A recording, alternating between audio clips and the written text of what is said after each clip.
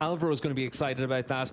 That's a good effort. Good effort. Ladies and gentlemen, first attempt live. He'd probably done 368 of those before we finally got it, but good work from him nonetheless. Yeah, sorry to cut over you. That was a big moment, live television. That's been some great track action all the way through the weekend here in Indonesia.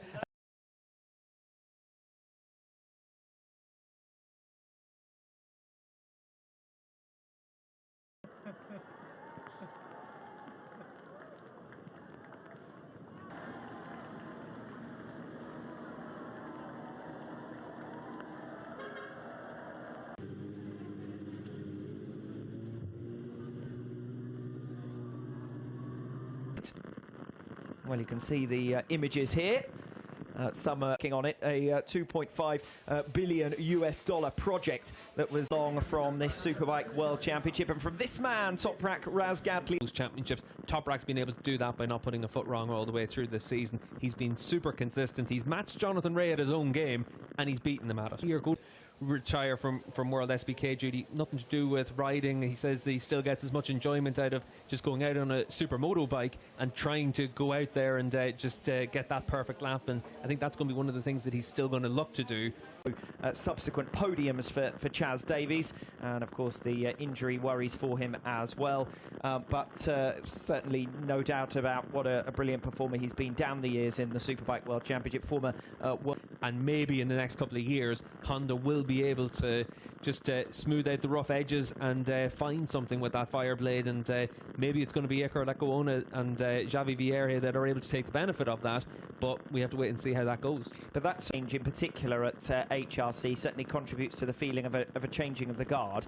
Has been a lot of interest in riders coming across from the big talking points in the Grand Prix paddock over the last couple of months, but then you also have to remember Remy Gardner is stepping up as a Moto2 world champion. Raul Fernandez is stepping up after winning 8 Moto2 races as a rookie. The decision by so in the World SBK paddock with what will now be a 4-year-old bike, it's going to be a real challenge for them. And only another, because given how he started his 2019 season on Ducati machinery, he'll hope to slot straight back in and provide more of the same. That's going to be increasingly difficult to do. You think how strong Yamaha have been since then, how determined Kawasaki are going to be during this upcoming winter. Bautista's not going to have it all his own way. Yeah, Alvaro's day where he was able to work his way through up into 6th position. I'm sure that had we had rain, then Michael van der Mark would have been among the second that he was out on track, and it almost seemed like it was his race to lose from the outset, and he was making sure that he was able to get out there and get the job done. Looks as though we're getting a bit of pit lane sumo wrestling before a photograph opportunity. Careful now. Anything you can do to, I meant no disrespect, they're both some of those really off weekends that Scott Redding had with that issue again next year. I think Rinaldi's done well. Boy for Ducati as well. He's come up through their stock programs and so on. He rode for the Aruba IT Junior race. The Tissot Superpole race was therefore cancelled. It has been unfortunate. Hands up and alive in the grandstands.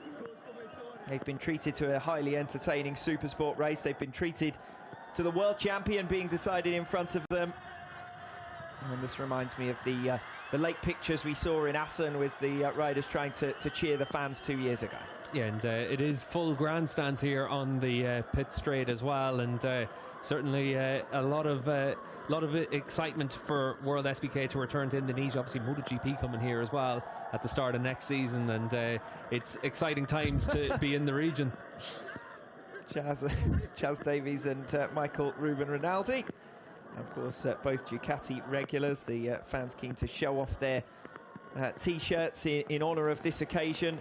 The first visit to the Mandalika International Circuit. Certainly didn't expect to see Michael Ruben Rinaldi. So the round, and there are still finishing touches to be put to the infrastructure in and around the circuit as well.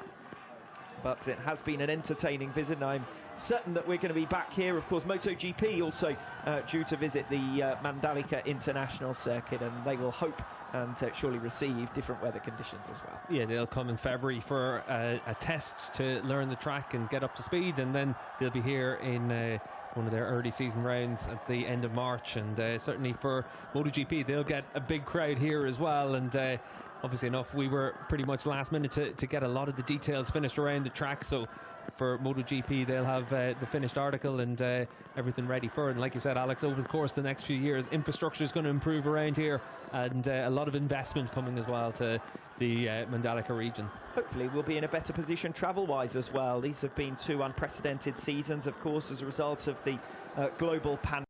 And we heard from Kenan Sofoglu earlier on in this. Walk away and retire from World SBK action at the end of this season. And speaking to a few riders, one of the talking points was, would he go and race somewhere else? Would he race in endurance? Would he race in BSB? Up against Sam Lowes in that class.